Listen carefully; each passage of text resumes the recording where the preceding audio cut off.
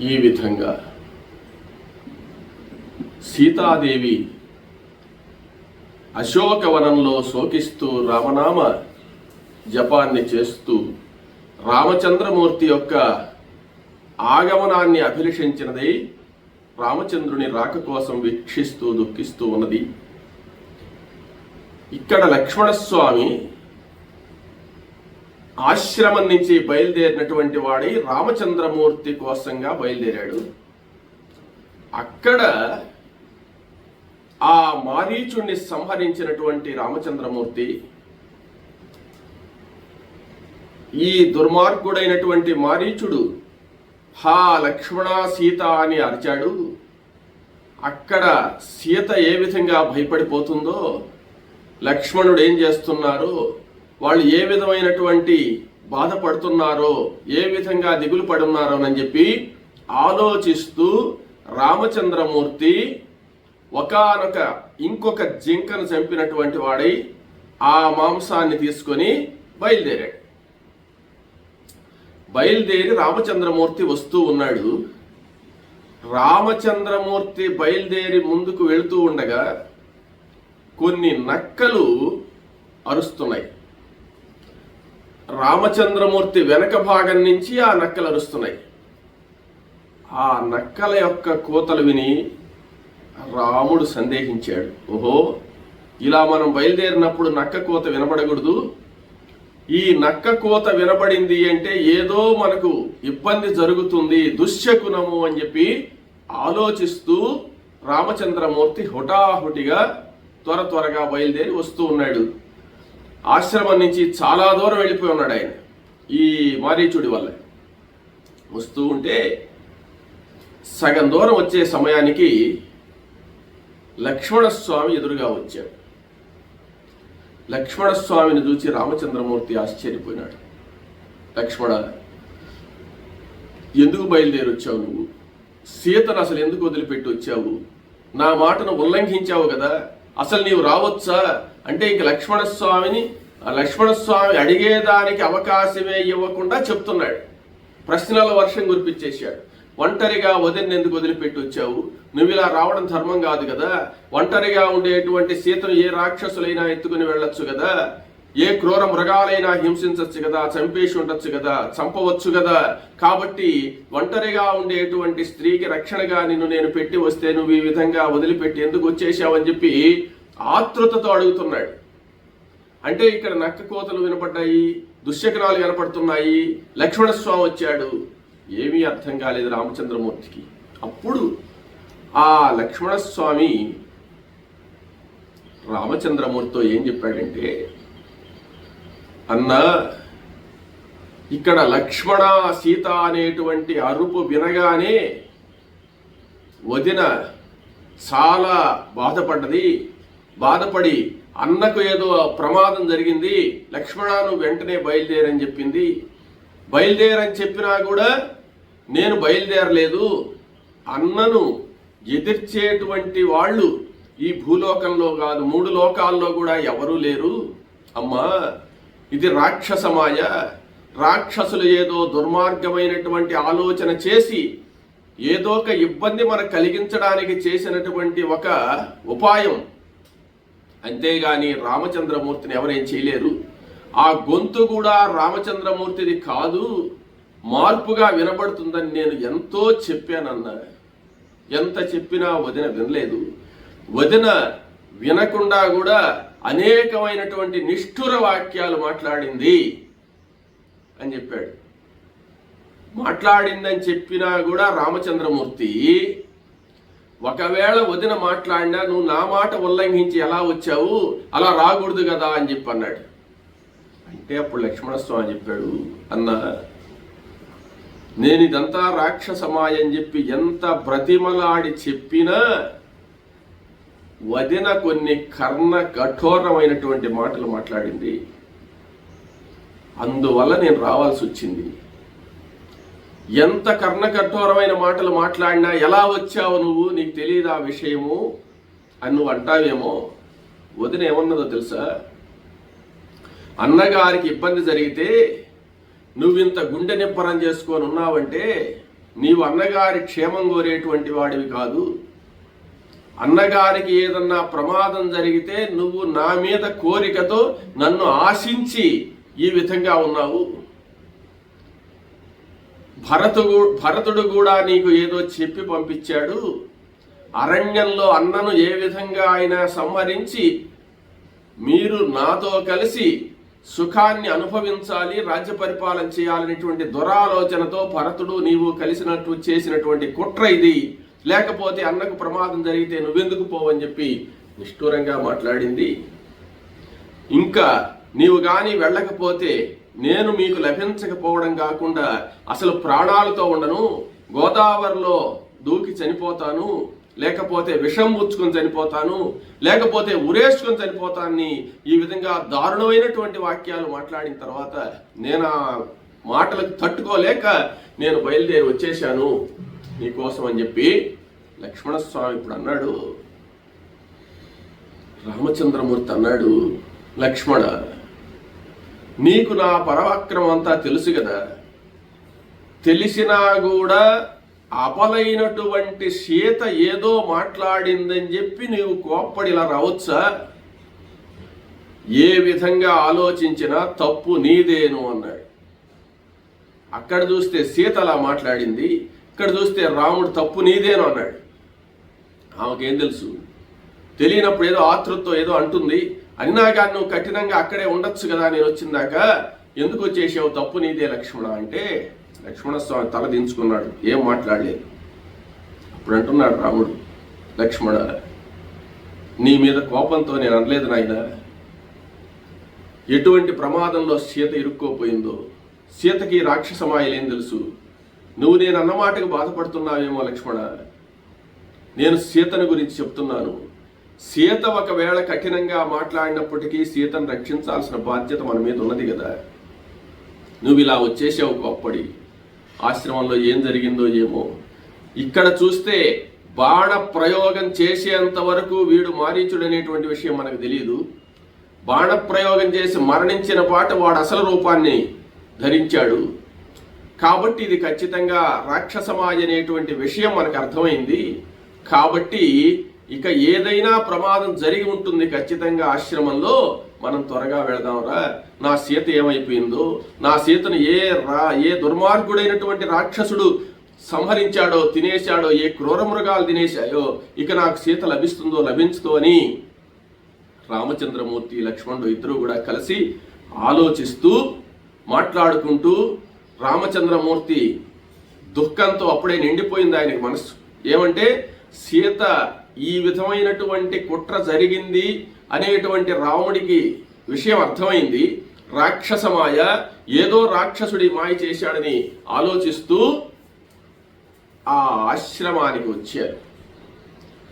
ఆశ్రమానికి రాగానే రామచంద్రమూర్తి సీత కోసంగా వేగంగా ఆశ్రమంలోకి ప్రవేశిస్తే ఆశ్రమంలో సీత కనపడలేదు. అప్పుడు రామచంద్రమూర్తి సీత లేనటువంటి ఆ ఆశ్రమాన్ని చూచి పెద్దగా దుఃఖిస్తూ, లక్ష్మణ, సీత కనపడడం లేదు, నా సీత ఏమైందో కదా అని చెప్పి అన్నాడు. అప్పుడు ఆ రామచంద్రమూర్తి చూసి, సీత సమీపంలో గోదావరి నదికి నీళ్లు తేడానికి ఏమన్నా పోయిందా, లేదు స్నానానికి వెళ్ళిందా అని చెప్పి ఆ గోదావరి దగ్గరికి పోయి ప్రతి రేవులో చూసిరా నాయన లక్ష్మణుని పంపించాడు. లక్ష్మణస్వామి వెళ్ళి ప్రతి రేవులో ఆ గోదావరిలో చూచి, అన్న ఎక్కడా లేదు సీత, నేను అరిచినా పలకడం లేదని చెప్పి అన్నాడు. అప్పుడు రామచంద్రమూర్తి ఆ పరిసర ప్రాంతాలన్నీ కూడా సీత పూలు కోయడానికి ఏమన్నా పోయిందో, లేక పండ్లు కోయడానికి ఏమన్నా పోయిందో, ఈ పరిసరాల్లోనే ఉంటుంది, సీత ఎక్కడికి వెళుతుందని చెప్పి అదంతా కూడా వెతుకుతున్నారు. వెతుకుతూ రామచంద్రమూర్తికి దుఃఖం ఆగడం లేదు. సీత ఇంతసేపు కనపడలేదంటే ఏ రాక్షసుడో తినేసి ఉంటాడు, ఏ మృగమో తినేసి ఉంటుంది, ఏదో ప్రమాదం జరిగిందని చెప్పి దిగులుతో రామచంద్రమూర్తి అక్కడ ఉండేటువంటి కదంబ వృక్షాన్ని చూశాడు. కదంబ వృక్షాన్ని చూసి, ఓ కదంబ వృక్షమా, సీత ఏమన్నా ఎలా పోయిందో నువ్వు చూసావా అని చెప్పి అడిగాడు. అక్కడ ఒక బిల్వ వృక్షం ఉంది. ఆ బిల్వ వృక్షాన్ని చూసి సీత జాడేమన్నా నీకు తెలుసా అని బిల్వ వృక్షాన్ని అడుగుతున్నాడు. తర్వాత అర్జున వృక్షాన్ని అదే విధంగా అడిగాడు. కర్ణికార వృక్షాన్ని అడిగాడు. తర్వాత అక్కడుండే మృగాలు, జంతువులు ఇవన్నీ ఉన్నాయి కదా, ఆ జంతువులన్నిటి దగ్గరికి పోయి నా సీత ఏమన్నా కనపడ్డదా, నా సీత ఏమన్నా ఇలా వచ్చిందా అని చెప్పి ఆ రామచంద్రమూర్తి ఆ చెట్టును, పుట్టను, అక్కడ ఉండేటువంటి మృగాలను వాటినన్నింటినీ కూడా అడుగుతుంటే లక్ష్మణస్వామికి కన్నీళ్ళు ఆగడం లేదు. అన్నయ్య ఏమిటి ఇంత దుఃఖసాగరంలో మునిగిపోయినాడే అని చెప్పి అప్పుడు ఆ లక్ష్మణుడు బాధపడుతున్నాడు. రామచంద్రమూర్తి యొక్క దుఃఖాన్ని ఆపేటువంటి శక్తి లక్ష్మణుడికి లేకుండా పోయింది. ఆ సీతారాముల యొక్క అనుబంధాన్ని మనం వర్ణించలేం కదా. ఆ రామచంద్రమూర్తి దుఃఖ సాగరంలో మునుగుతూ ఆ గిరి, ఆ ప్రస్రవణ గిరి అంతా కూడా తిరుగుతూ సంచరిస్తూ వెతుకుతున్నారు. అప్పుడు ఎక్కడ చూసినా సీత కనపడలేదు. ఆ పరిసరాలంతా చూశారు, ఎక్కడా సీత జాడ కనపడలేదు. అప్పుడు లక్ష్మణ, సీత మనకి ఇంక దొరకదు, సీతను ఎవరో సంహరించేశారు, ఎవడో రాక్షసులు తినేసి ఉంటారు సీతను, సీత లేనటువంటి నా జీవితం వ్యర్థము, నేను ఇంకా అయోధ్య నగరానికి కూడా రాలేను. లక్ష్మణ, ఈ అరణ్యవాసం పూర్తి చేసుకుని సీతాదేవితో కలిసి హాయిగా అయోధ్య నగరానికి వెళ్ళి రాజ్య పరిపాలన చేయాలనుకునేటువంటి నాకు ఇటువంటి ఇబ్బంది జరిగింది కాబట్టి లక్ష్మణ, ఇక నువ్వు నేరుగా అయోధ్య నగరానికి వెళ్ళిపో. భరతుడితో నేను చెప్పానని చెప్పి ఆ పరిపాలన ఆయన్నే చేయమని, రాజుగా ఉండమని చెప్పు.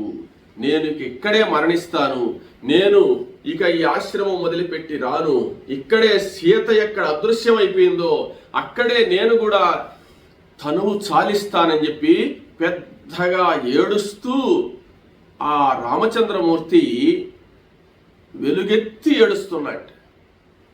అప్పుడు ఆ ఏడుస్తూ ఆ రామచంద్రమూర్తి ఇలా చూసేటోటికి రామచంద్రమూర్తి ఎదురుగా మృగాలన్నీ వచ్చేసి ఉన్నాయి. జింకలు, ఇంకా అక్కడ ఉండేటువంటి మృగాలన్నీ కూడా, పక్షులు, ఇవన్నీ కూడా వచ్చి నిలబడ్డాయి. రాములు వారు ఏడుస్తుంటే ఆ మృగాలు, పక్షులు, చిన్న చిన్న జంతువులు అన్నీ కూడా ఏడుస్తున్నాయి. అప్పుడు రామచంద్రమూర్తి చేతులెత్తి నమస్కారం చేసి, ఓ మృగములారా, నా సీతను నేను పోగొట్టుకున్నాను, నా సీత జాడేమన్నా మీరు చెప్పగలరా అని చెప్పి అడిగితే అప్పుడు ఆ మృగాలన్నీ కూడా రామచంద్రమూర్తిని చూసి దుఃఖిస్తూ అన్నీ ఇట్ట దక్షిణంగా పరిగిస్తున్నాయిట. దక్షిణ వైపుగా పరిగిస్తూ, ఆకాశం వైపు చూస్తూ, దక్షిణంగా పరిగిస్తూ, మరలా వెనక్కి తిరిగి రాముడు వస్తున్నాడా లేడా అని చూస్తూ మళ్ళీ దక్షిణం వైపు పోతున్నాయి. దాన్ని గమనించి లక్ష్మణస్వామి చెప్తున్నాడు, అన్న, వదినను ఎవరో తీసుకెళ్ళినట్టున్నారు, ఈ మార్గం గుండా తీసుకోపోయినారు, ఈ మార్గంగా గుండా సీత వెళ్ళింది అని మృగాలు మనకు దారి చూపిస్తున్నాయి, కాబట్టి ఈ మార్గం గుండానే మనం పోదామని చెప్పి లక్ష్మణస్వామి రామచంద్రమూర్తికి ఒక ధైర్యం చెప్పాడు, ఉత్సాహాన్ని చెప్పి, ఉత్సాహం వచ్చేటట్టుగా ఆయన్ను ఎలాగో ఓదార్చినటువంటి వాడై, ఇప్పుడు మనం దుఃఖించి ఉపయోగం లేదు, సీత ఎలా ఎక్కడ ఉన్నదనేది అన్వేషించాలి, మనము అన్వేషించి వెతకి ఈ అడవిలోనే ఎక్కడో ఉంటుంది, ఈ పరిసరాల్లోనే ఎక్కడో దొరుకుతుంది మనకు సీత, కాబట్టి వెతకదాము అన్నాడు. అనిన తర్వాత కొంచెం ధైర్యం వచ్చింది రామచంద్రమూర్తికి. అప్పుడు రామలక్ష్మణులు ఇద్దరు కూడా కలిసి ఈ మృగాలు చూపించినటువంటి వైపుగా దక్షిణ దిశగా బయలుదేరారు. దక్షిణ దిశగా బయలుదేరి వెళుతూ ఉంటే కొంచెం దూరం వెళ్ళారు. కొంత దూరం వెళ్ళేటప్పటికి వాళ్ళకి ఏమీ కనపడలేదు, కానీ సీతాదేవి తలలో ఉండేటువంటి పూలు పడి ఉన్నాయి అక్కడ. ఆ పూలను చూశాడు. ఆ పూలను చూసి, లక్ష్మణ, ఇవి సీత యొక్క పూలే, ఈ పూలు నేనే సీత తలలో పెట్టాను, నాకు బాగా గుర్తుంది, ఇవి సీత పూలేనని చెప్పి అన్నాడు. అని ఇక్కడే సీత, ఇక్కడే పరిసరాల్లో ఎక్కడో ఉంటుంది అని చెప్పి ఆతృతతో అలా వెతుకుతూ ఉంటే కొన్ని ధనుర్బాణాలు విరిగి ముక్కలు పడిపోయి ఉన్నాయి. ఇక్కడేదో ధనస్సు విరిగి పడిపోయి ఉంది అనుకున్నారు. ఇంకొంచెం దూరం పోయినారు. కొంచెం దూరం పోయేటువంటి కవచం చీలి పడిపోయి ఉన్నది. ఆ కవచాన్ని చూశారు. తర్వాత ఈ పరిసరాల్లో ఏదో జరిగింది, ఇక్కడ ఈ కవచము ధనస్సు ఇవన్నీ కూడా ఎలా వచ్చాయి ఇక్కడికి అని చెప్పి ఇంకా ఆత్రులతో రామలక్ష్మణులు ఇద్దరు కూడా అక్కడ వెతకగా అక్కడ అన్నీ కూడా ముక్కలైనటువంటి ఆభరణాలు, రక్తపు మరకలు, ముక్కలుగా పడుండేటువంటి చల్లా చెదురైనటువంటి ఈ రథం యొక్క భాగాలు ఇవన్నీ కనపడుతున్నాయి. ఇవన్నీ కూడా చూస్తే అక్కడ సారథి ఒక వ్యక్తి మరణించున్నాడు. ఇక్కడెవరో మరణించున్నారే అని అనుకున్నారు. కొంచెం దూరం వెళ్ళి చూస్తే అంటే ఈ గాడిదలు చనిపోయి పడిపోయి ఉన్నాయి అక్కడ. ఇదంతా ఇక్కడ ఏదో యుద్ధం జరిగింది, ఇక్కడ యుద్ధ వాతావరణం కనపడుతుంది. కాబట్టి ఇక్కడనే సీత అపహరింపబడింది, ఇక్కడే సీతకేదో ఇబ్బంది జరిగిందని చెప్పి ఆ పరిసరాలంతా కూడా పరిశీలిస్తూ ఉండే సమయంలో ఒక చిన్న మూలుగు వినపడ్డది. ఏందా అని చూస్తే ఒక చెట్ల మధ్య సందులో ఇరుక్కోపోయి జటాయువు పడిపోయి ఉన్నాడు. ఆ జటాయువును చూశాడు రామచంద్రమూర్తి. ఆ జటాయువు రక్తసిక్త గాత్రుడైపోయి ఉన్నాడు, కదల్లేకుండా ఉన్నాడు. అటువంటి జటాయువును చూసి ఈ పక్షే నా సీతను భక్షించి ఉంటుంది, లేకపోతే ఇక్కడ ఇంత భయంకరమైనటువంటి వాతావరణం కనపడదు కదా, ఈ పక్షే నా సీతను మృంగేసి పండుకోవుందని చెప్పి కోపంతో ధనస్సుకు బాణాన్ని సంధించినటువంటి వాడై ఆ జటాయువును సంహరించడానికి హుటాహుటిగా అక్కడికి వెళ్ళాడు. వెళ్ళి చూస్తే జటాయువు నాయన రామచంద్ర అన్నాడు. రామచంద్ర అనేటువంటికి ఆ ధనస్సు దించినటువంటి వాడి ఎవరు నువ్వంటే నేను నాయన జటాయువుని అన్నాడు. జటాయువు అనగానే రామచంద్రమూర్తి లక్ష్మణుడు ఇద్దరు కూడా జటాయువు దగ్గరికి పోతే ఆ జటాయువు రామచంద్రమూర్తిని చూసి దుఃఖిస్తూ నాయన సీతను రావణుడు అపహరించాడు, ఆ రావణుడు అపహరించి సీతను తీసుకుని వెళ్ళేటప్పుడు ఆ సీత చాలా బాధతో అరుస్తూ ఉండింది. అప్పుడు నేను వచ్చి రావణుని ఎదిరించాను. రావణుడికి నాకు భయంకరమైనటువంటి యుద్ధం జరిగింది. ఆ యుద్ధంలో చెప్పలేకపోతున్నాడు జటాయువు, అంటే నీరసించిపోతున్నాడు. ఇంకా రాముడు వస్తాడు ఏదైనా చెప్పాలి అని ప్రాణాలు పట్టుకొని ఉన్నాడు, కానీ కొస ప్రాణంతో ఉన్నాడు జటాయువు. అప్పుడు ఆ విధంగా రావణాసురుడు నన్ను రెక్కలు నరికేసి కాళ్ళు నరికి సీతను తీసుకెళ్ళాడు నాయన అని చెప్పనేటువంటికి అప్పుడు రామచంద్రమూర్తి ధనుర్బాణాలు పక్కన వేసేసి జటాయువు దగ్గరకు వచ్చి జటాయువును కౌగిలించుకొని పెద్దగా దుఃఖిస్తూ ఆ జటాయువును విషయాలు అడుగుతున్నాడు. ఎలా జరిగింది ఏమిటి అంటే, రామ నువ్వేం బాధపడద్దు నాయన, వాడు సీతను అపహరించాడు, వింద అనేటువంటి ముహూర్తంలో అపహరించాడు కాబట్టి తప్పకుండా నీవు పోంగొట్టుకున్నటువంటి సీత నీకు లభిస్తుంది అని చెప్పన్నాడు. అనిన తర్వాత అప్పుడు రామచంద్రమూర్తి ఆ జటాయువుని అడిగాట, ఆ రావణుడు అంటున్నావు కదా, ఆ రావణుడి యొక్క బలపరాక్రమాలు ఎటువంటివి, అతను ఉండేటువంటి స్థానం ఏమిటి, అతని వృత్తాంతం అంతా ఏమిటో చెప్పమన్నాడు. అప్పుడు జటాయువు తన ఊపిరి ఎలాగో తీసుకొని రామచంద్రమూర్తికి చెప్పాలనేటువంటి అభిమానంతో ఆతృతతో చెప్పబోయేటప్పుడు జటాయువు నోట్లో నుంచి నెత్తురు వచ్చేసి, నెత్తురు వచ్చినప్పుడు ఏం చెప్పాడంటే, నాయన రామ పుత్రో విశ్రవస సాక్షాత్ భ్రాత వైశ్రవణస్య చ. చనిపోయినాడు. అంతే, ఆ మాట చెప్పి చనిపోయినాడు. పుత్రో విశ్రవస సాక్షాత్ భ్రాత వైశ్రవణస్య చ ఇత్యుక్త్వా దుర్లభాన్ ప్రాణాన్ ముమోచ పతగేశ్వరః. ఆ పుత్రో విశ్రవసః సాక్షాత్, విశ్రవసుడి యొక్క కుమారుడు, భ్రాత వైశ్రవణస్య చ, కుబేరుడు యొక్క భ్రాత అన్నదమ్ముడు, కుబేరుని యొక్క సోదరుడు, విశ్రవసుడి యొక్క కుమారుడు అనేటువంటి విషయాన్ని చెప్పాడు. ఎక్కడ ఉంటాడు, అతని బలమేమిటి, ఏంది, ఇంకే విషయాలు చెప్పలేదు. చెప్పకుండా ఆ జటాయువు రాములు వారి చేతిలోనే ప్రాణాలు వదిలేశాడు.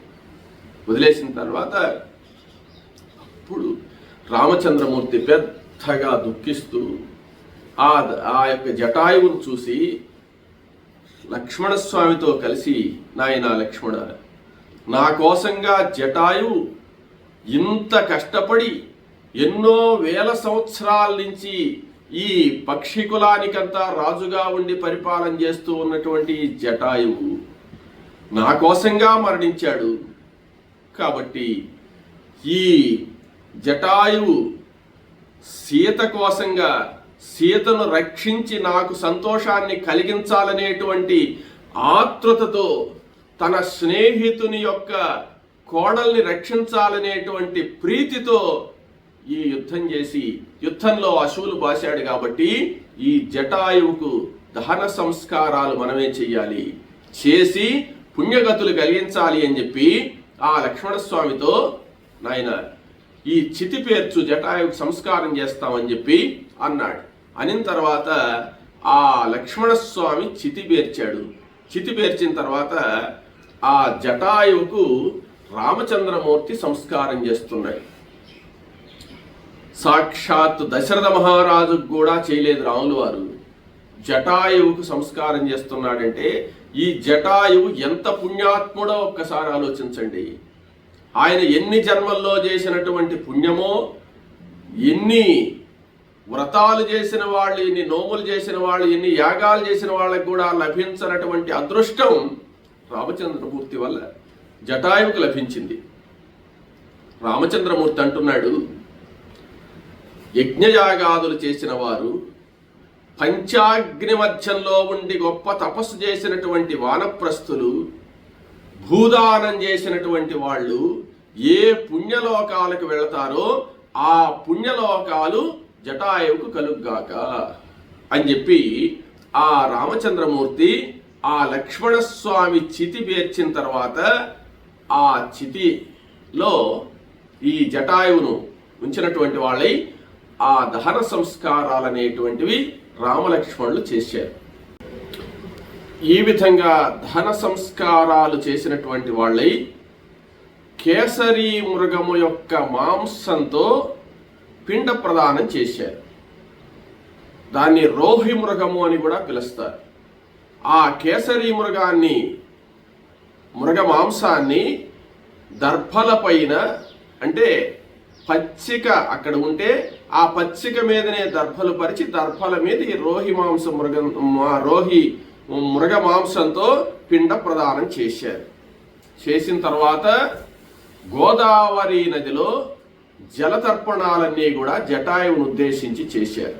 చేసి ఇంకా ఆ జటాయువుకు దహన సంస్కారాలన్నీ పూర్తయిన తర్వాత, జలతర్పణం అంతా అయిన తర్వాత రామలక్ష్మణులిద్దరూ కూడా కొంత కుదుట పడినటువంటి వారై, ఏమంటే రావణుడు అపహరించాడు సీతననేటువంటి విషయం తెలిసింది కాబట్టి ఇక అన్వేషణ సాగించి ఆ విషయాన్నంతా తెలుసుకోవాలి, ఇంకా జాగ్రత్తగా మనం ప్రయత్నం చేయాలని చెప్పి అనుకున్నటువంటి వాళ్ళై అక్కడి నుంచి నైరుతి దిక్కుగా బయలుదేరారు.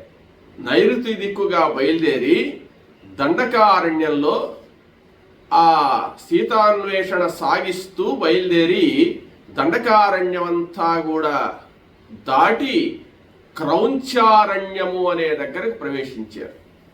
ఆ క్రౌంచారణ్యంలోకి ప్రవేశించిన తర్వాత, క్రౌంచారణ్యంలో దాటిన తర్వాత మతంగాశ్రమము అని ఉంది. ఇంకా మతంగాశ్రమానికి పోలేదు కానీ మతంగాశ్రమ సమీప ప్రాంతాల్లో ఉన్నారన్నమాట. అంటే ఆ క్రౌంచారణ్య ప్రాంతంలోనే మతంగాశ్రమం కూడా ఉంది. ఆ క్రౌంచారణ్యంలోకి ప్రవేశించగానే భయంకరమైనటువంటి అడవి అది. ఆ భయంకరమైనటువంటి కేకారణ్యంలో ఒక గుహ కనిపించింది వాళ్ళకు. ఆ గుహ కనిపిస్తే ఏందబ్బా ఇంత భయంకరంగా ఉంది, ఇంత గుబురుగా ఉంది, ఈ ప్రాంతంలో ఈ గుహ ఉంది, ఎవరున్నారో దీంట్లో అనుకుంటూ ఉండగా అక్కడ ఆ గుహలో నుంచి ఒక వికృతమైనటువంటి రాక్షసి వచ్చింది. ఆ రాక్షసి ఈ రామలక్ష్మణులిద్దరినీ కూడా చూసి, రామలక్ష్మణులలో లక్ష్మణుడు చాలా అందంగా ఉన్నాడు అనుకుంది ఆ రాక్షసి. నేరుగా వచ్చినటువంటిదై లక్ష్మణ స్వామిని కౌగిలించుకుంది. గట్టిగా కౌగిలించుకొని లక్ష్మణ స్వామితో చెప్తుంది, నువ్వు చాలా అందగాడిగా ఉన్నావు, నిన్ను నేను చాలా ఇష్టపడ్డాను, నిన్ను నేను ప్రేమించాను, కాబట్టి మనిద్దరం వెళ్ళిపోదాంరా, ఇంకా మనిద్దరం కలిసి హాయిగా ఉందాము, నా పేరు అయోముఖి అనేటువంటి పేరుతో పిలుస్తారు నన్ను, అనేకమైన కామ భోగములతో ఆనందంగా మనం గడుపుదాంరా అని చెప్పి ఆ లక్ష్మణ స్వామిని గట్టిగా కౌగిలించుకొని అడిగిందట. అప్పుడు మొదలే ఆదిశేషుడు దానికి తగ్గట్టు విపరీతమైన కోపం లక్ష్మణస్వామికి, మాటా పలుకు ఏం లేకుండా కత్తి దూసినటువంటి వాడై ఆ అయోముఖి అనేటువంటి రాక్షసి యొక్క ముక్కు కోసేశాడు, చెవులు కోసేశాడు, స్తనాలు కూడా కోసేశాడు. అప్పుడు ఆమె పెద్దగా కేకలు పెడుతూ పెద్దగా అరుస్తూ అడవిలో పడి అట్టు వెళ్ళిపోయింది. ఆ అయోముఖి అరుస్తూ వెళ్ళిపోయిన తర్వాత ఇంతకుముందు ఇటువంటి దృశ్యాన్ని చూసి ఉన్నారు కాబట్టి రామలక్ష్మణులు, రాములు వారు ఏమన్నాడంటే, లక్ష్మణ, ఈ దుర్మార్గురాలైనటువంటి ఈ అయోముఖి బయలుదేరి వెళ్ళిపోయింది కాబట్టి ఏదో మళ్ళీ యుద్ధం జరగచ్చు, మనకు ఏదో ప్రమాదం జరగచ్చు, ఈమె ఎక్కడికి పోయిందో ఏందో, ముందు జాగ్రత్తగా ఉండు నువ్వు అని చెప్పి అన్నాడు. ఇద్దరు చాలా జాగ్రత్తగా ఉన్నారు ఈసారి. అంటే కరదోషణాదుల యుద్ధం జరిగింది కదా, అదే విధంగా ఇప్పుడు ఇక్కడ జరిగిందనమాట. సరే, ఆ అయోముఖి ఎలా వెళ్ళిపోయిందో మనకు తెలియదు. ఆ కీకారణ్యంలో, క్రౌంచారణ్యంలో, ఆ భయంకరమైన అడవుల్లో పడి వెళ్ళిపోయిందని వీళ్ళు జాగ్రత్తగానే వస్తూ ఉన్నారు. జాగ్రత్తగా నడిచి కొంత దూరం ప్రయాణించిన తరువాత ఒక పెద్ద పొద, ముళ్ళ పొద, ఆ ముళ్ళ పొదలుగా ఉండేటువంటి కాళ్ళు పెట్టడానికి వీలు లేనటువంటి ఆ కీకారణ్యంలో వీళ్ళు వచ్చే సమయానికి అక్కడ ఒక రాక్షసుడు ఉన్నాడు. ఆ రాక్షసుడు లోక భీకరంగా ఉన్నాడు. లోక భీకరంగా ఉండి ఆ రాక్షసుడి యొక్క చేతులు 1 యోజనం దూరం ఉన్నాయి. 8 మైళ్ళు ఉన్నాయి ఆ చేతులు, పెద్ద చేతులు. వీళ్ళు రాక్షసుడిని చూశారు కదా, 8 మైళ్ళ దూరం ఉండేటువంటి చేతులు కదా, వీళ్ళు 8 మైళ్ళ అవతల కదా ఉండాలా అని అనుకుంటారేమో. ఆ 8 మైళ్ళ దూరం ఇట్టొక చెయ్యి అట్టొక చెయ్యి పోయింది.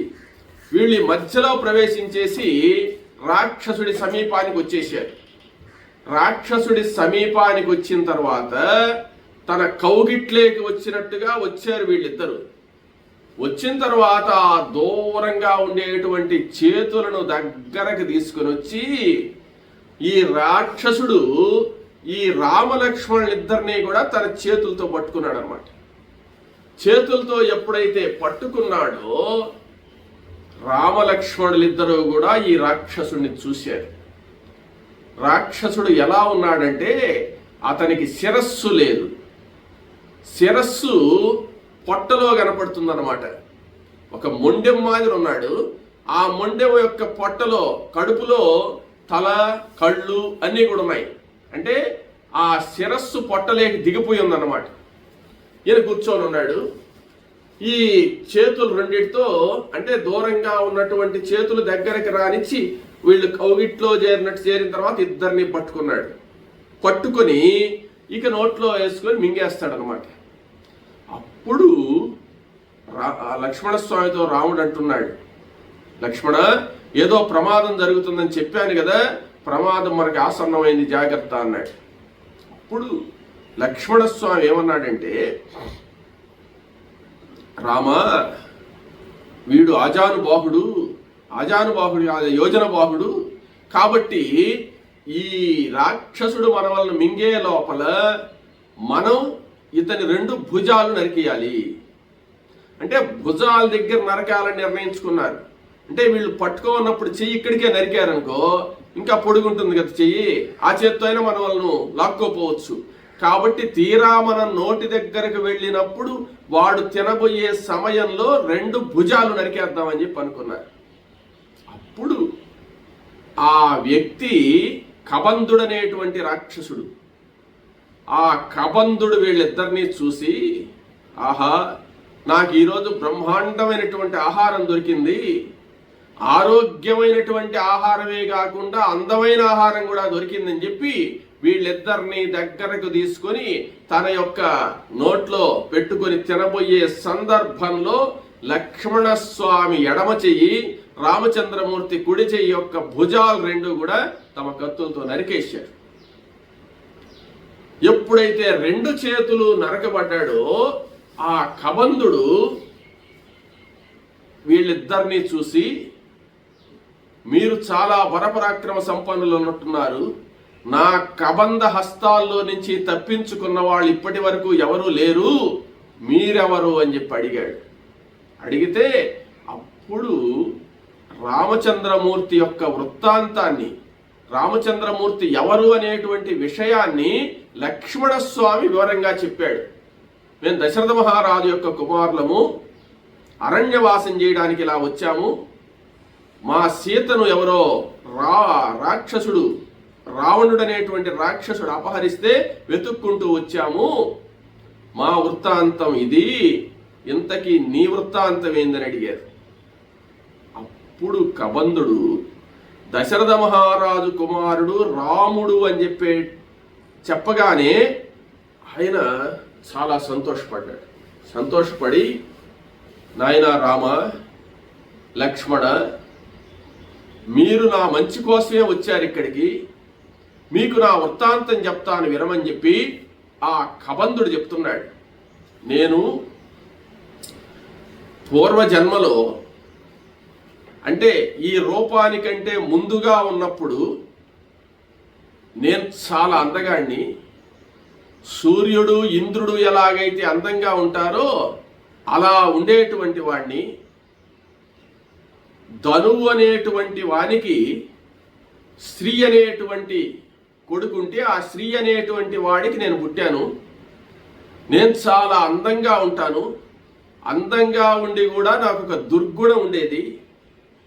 ఏమిటి అంటే, ఇక్కడ ఉండేటువంటి ఋష్యాదులను, ఎవరినైనా సరే ఇక్కడ ఉండేటువంటి సంచరించే వాళ్ళను నేను రాక్షస రూపం ధరించి భయపెడుతూ ఉండేది. ఆ రాక్షస రూపం ధరించి వీళ్ళు భయాందోళనకు గురైపోయిన తర్వాత మళ్ళీ మామూలు రూపం ధరించి చిరునవ్వు నవ్వుతూ ఏమయ్యా బాగున్నారా అనేది ఇదొక అలవాటు నాకు. ఎటువంటి మునీశ్వరులైనా, ఎటువంటి తపశ్శక్తి సంపన్నులైనా సరే నన్ను చూసి గడగడగడ వణికిపోయిన తర్వాత నేను మళ్ళీ మామూలు రూపం ధరించి, ఎన్నైనా బాగున్నావా అంటే, ఏందిరా బాగుండేది, ఆ రూపాన్ని చూసి మేము దడుచుకొని చస్తే అని చెప్పి వాళ్ళు అనేది. అప్పుడు నేను ఆనందపడుతూ ఉండేది. అటువంటిది నాకు ఒక ఆనందకరమైనటువంటి అలవాటు నాకు. అదేవిధంగా ఒకసారి స్థూలశిరుడు అనేటువంటి ఋషీశ్వరుడు ఉన్నాడు. అందరూ ఒకే విధంగా ఉండరు కదా. ఆ స్థూలశిరుడు అనేటువంటి ఋషిని కూడా నేను రాక్షస రూపంతో పోయి ఆయన్ను భయపెట్టాను. భయపెట్టినప్పుడు స్థూలశిరుడు ఏమంటే నా వృత్తాంతం తెలుసు ఆయనకు. అప్పుడు ఆయన ఏమంటే, మరే ఈ విధంగా నువ్వు ఋషులందరినీ కూడా భయపెడుతున్నావు కాబట్టి నీకు శాశ్వతంగా రాక్షస రూపమే వచ్చుగాక అని శాపం పెట్టాడు. అంటే నీకు ఆ రూపం మీద అంత ఆసక్తి ఉంది కాబట్టి ఆ రూపమే నీకు శాశ్వతంగా ఉండుగాక అని శాపం పెట్టిన తర్వాత నేను చాలా బాధపడి ఆ స్థూలశిరుని యొక్క పాదాల మీద పడి శాప విమోచనం అడిగితే, నీకేం ఇబ్బంది లేదు నాయన, దశరథ మహారాజు కుమారుడైనటువంటి రామచంద్రమూర్తి ఈ అరణ్యానికి వచ్చి ఒకానొక సందర్భంలో నీ చేతులు నరికేస్తాడు, నీ చేతులు నరికినప్పుడు నీకు శాప విమోచనం అని చెప్పాడు.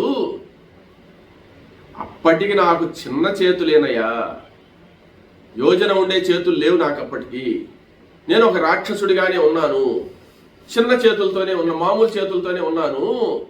తర్వాత ఏం జరిగిందంటే, నేను బ్రహ్మదేవుడి గురించి తపస్సు చేశాను.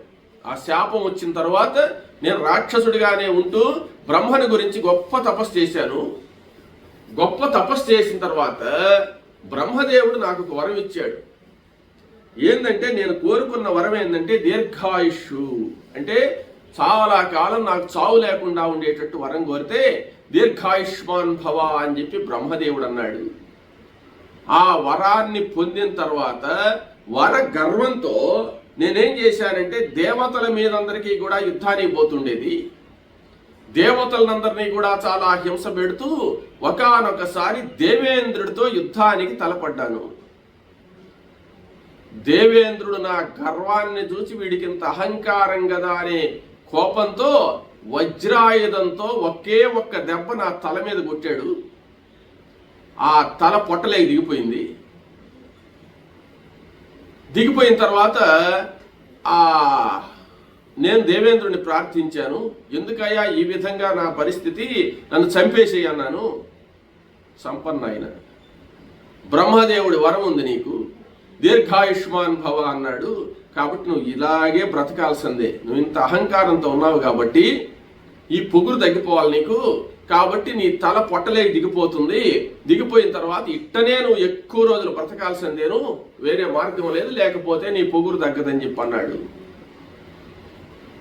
అప్పుడు అలాగైతే నేను ఎట్లా బ్రతకాలి, నేను నా పరిస్థితి ఏంది అని చెప్పంటే, అప్పుడు ఆ పొట్టలేకి దిగిపోయినటువంటి, అంటే గట్టిగా నేల మీద నిలబడి ఉండేటువంటి వాడిని కొట్టేటోటికి కాళ్ళిట్ట పైకి తలకాయ కిందకి దిగిపోయినాయి. ఇంక నేను ఎట్ట బ్రతకాలా, నాకు ఆహారం ఎట్లా ఏంది అంటే, అప్పుడు నీవు ఈ క్రౌంచారణ్యంలో విహరిస్తూ ఉండు. విహరించేదానికి నువ్వు కదలలేవు, ముందుకు పోలేవు, వెనక్కి పోలేవు, అక్కడక్కడే తిరుగుతూ నీవు ఎలా ఆహారాన్ని సంపాదించుకుంటావంటే, నీకు యోజనం పొడుగుండేటువంటి చేతులు ఇస్తున్నానన్నాడు అని దేవేంద్రుడు వరం ఇచ్చాడు. 8 మైళ్ళ దూరం ఉండేటువంటి చేతులు, ఈ 2 చేతులతో నువ్వు మధ్యలో దొరికినటువంటి మృగాలన్నింటినీ జౌరుకొని ఆహారంగా తింటూ బ్రతుకు అని చెప్పి దేవేంద్రుడు వరం ఇచ్చాడు. అప్పటి నుండి ఈ క్రౌంచారణ్యంలో నేను కూర్చొని ఉన్నాను. కూర్చొని కొంచెం కొంచెం ముందుకు జరుగుతాను, అంతేగాని పోయి యుద్ధం చేసి వాటిని తెచ్చుకునే పరిస్థితి నాకు లేదు. చేతులు యోజనం దూరం ఉన్నాయి కాబట్టి ఆ యోజనం దూరంతో కౌగిలించుకొని ఆ మృగాలన్నింటినీ తెచ్చుకొని ఆహారంగా తింటున్నాను రామా. అప్పుడు దేవేంద్రుడు కూడా చెప్పాడు నాకు, మరలా స్థూలశిరుడు చెప్పినట్టే దేవేంద్రుడు కూడా చెప్పాడు, ఈ హస్తాలను రామచంద్రమూర్తి ఒకానొక సందర్భంలో రామలక్ష్మణులు అనే వాళ్ళు వచ్చి నిన్ను నరికేస్తారు చేతులు, అప్పుడు నీకు శాప విమోచనం అవుతుందని చెప్పారు. అందువల్ల నాకు చాలా సంతోషంగా ఉంది మీరు చేతులు నరకడము. అయితే నాకు ఒక సహాయం చేయాలి మీరు. నేను మరణించను, నాకు చావు లేదు, బ్రహ్మవరం కాబట్టి నేను మరణించను కాబట్టి మీరు నన్ను ఒక గుంటలో పెట్టి కట్టెలు వేసి తగలబెట్టేసేయండి, నాకు దహన సంస్కారాలు చేసేయండి మీరు, అప్పుడు నా శాప విమోచనం అవుతుందని చెప్పి ఆ కబంధుడు చెప్పాడు. కబంధుడు చెప్తే రాములు వారు ఏమడిగాడంటే, కబంద, నీ కోరిక మేము తీరుస్తాము కానీ నా భార్య అయినటువంటి సీతను రావణాసురుడు తీసుకెళ్ళాడు. ఆ రావణాసురుడి వృత్తాంతము, రావణాసురుడు ఎక్కడ ఉండేది ఏంది ఆ విషయం అంతా నాకు చెప్పవలసింది అని చెప్పి రామచంద్రమూర్తి అడిగితే, కబంధుడు అంటున్నాడు, రామ, నాకు ఈ రూపంలో ఉన్నప్పుడు దివ్య శక్తులే ఉండవు, నాకు దివ్య దృష్టి కూడా లేదు నాకు. కాబట్టి ఆ రావణాసురుడి వృత్తాంతాన్ని నీకు ఈ సందర్భంలో నేను చెప్పలేను. కానీ నాకు దహన సంస్కారాలు చేసేసిన తర్వాత, నా దివ్య రూపం వచ్చిన తర్వాత నేను ఒక్క విషయం మాత్రం నీకు చెప్పగలను. ఒకానొక వ్యక్తి ఉన్నాడు, నాకు తెలిసిన వ్యక్తి. ఆ వ్యక్తితో నువ్వు పరిచయంగా చేసుకోగలిస్తే ఆ వ్యక్తి ఎక్కడుండేది అంతా నాకు స్వరూపం వచ్చిన పాటు చెప్తాను నేను. ఆ వ్యక్తి కొన్ని కారణాల వల్ల ఈ ప్రపంచం అంతా తిరిగి ఉన్నాడు, భూలోక సౌరలోకాలన్నీ కూడా తిరిగేసి ఉన్నాడు. అటువంటి వ్యక్తి అయితే ఏ లోకంలో ఎవడు ఎక్కడ ఉంటాడో, రావణుడు ఎక్కడ ఉంటాడో, ఎక్కడెక్కడ అతని ప్రాంతాలు ఉన్నాయో అన్నీ అతనికి తెలుసు. ఆ వ్యక్తితో నువ్వు స్నేహితం చేసుకోవాల్సిన పరిస్థితి. ఆ విషయం అంతా నేను నా అసలు స్వరూపం వస్తే వివరం చెప్పగలను, కానీ ఇప్పుడు ఇంతకంటే చెప్పలేను, కాబట్టి నన్ను దహించండి అని చెప్పిన తర్వాత అప్పుడు లక్ష్మణస్వామి రాముడు ఇద్దరు కలిసి ఏనుగులు వంచి ఇరిచేసినటువంటి కొమ్మలు ఉంటాయి అక్కడ, ఆ కొమ్మలన్నీ ఎండిపోయి ఉంటాయి.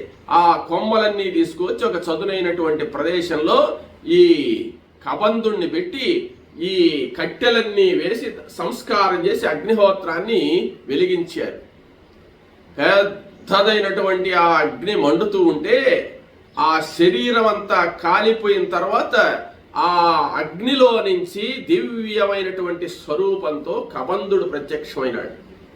ఆ దివ్య స్వరూపంతో ఆ ధనువంశస్థుడైనటువంటి ఆ శ్రీ అనే యొక్క కుమారుడైనటువంటి ఆ దివ్య పురుషుడైనటువంటి కబంధుడు చాలా అందంగా దేవేంద్ర వైభవంతో, దేవేంద్ర స్వరూపంతో, దివ్య స్వరూపంతో దర్శనమిచ్చి ఇవ్వగానే ఒక దివ్య విమానం వచ్చింది అక్కడ. ఆ దివ్య విమానంలో ఎక్కినటువంటి వాడై రామచంద్రమూర్తితో మాట్లాడుతున్నాడు. ఏమంటే, నాయన, ఇక్కడికి సమీపంలో ఋష్యమూక పర్వతం అనేటువంటి పర్వతం ఉన్నది. ఆ ఋష్యమూక పర్వతం మీద సుగ్రీవుడు అనేటువంటి ఆయన ఉన్నాడు, వాలి యొక్క సహోదరుడు. ఆ సుగ్రీవునితో నువ్వు అగ్నిసాక్షిగా స్నేహితం చేసుకో. స్నేహితమైన తర్వాత నీకు అన్ని విషయాలు తెలుస్తాయి. సీత యొక్క జాడ తెలుస్తుంది. అది సుగ్రీవుని ద్వారా నీకు సాధ్యమవుతుంది. సుగ్రీవుని దగ్గరకు వెళ్లే లోపల యువతలే పంపా సరస్సు అనేటువంటిది ఒకటి ఉన్నది. ఆ పంపా సరస్సు సమీపంలో పశ్చిమ భాగంలో మతంగా మహర్షి యొక్క శిష్యులు తపస్సు చేసినటువంటి స్థలం. అది చాలా పవిత్రమైనటువంటి స్థలము.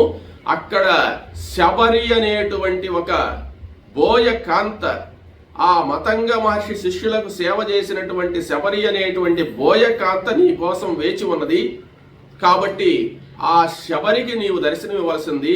శబరికి దర్శనమిచ్చి ఆమెకు మోక్షాన్ని ప్రసాదించి తర్వాత నీవు సుగ్రీవుణ్ణి దర్శనం చేసుకుని సుగ్రీవునితో సఖ్యం చేస్తే నీ కార్యం సఫలమవుతుంది, నీవు మనసులో అనుకునేటువంటి కోరిక సిద్ధిస్తుంది అని చెప్పినటువంటి వాడై ఆ కబంధుడు రామచంద్రమూర్తి దగ్గర సెలవు తీసుకుని ఆ విమానంలో ఎక్కినటువంటి వాడై ఆ అంతరిక్షంలో పోతూ అదృశ్యమైపోయినాడు కబంధుడు.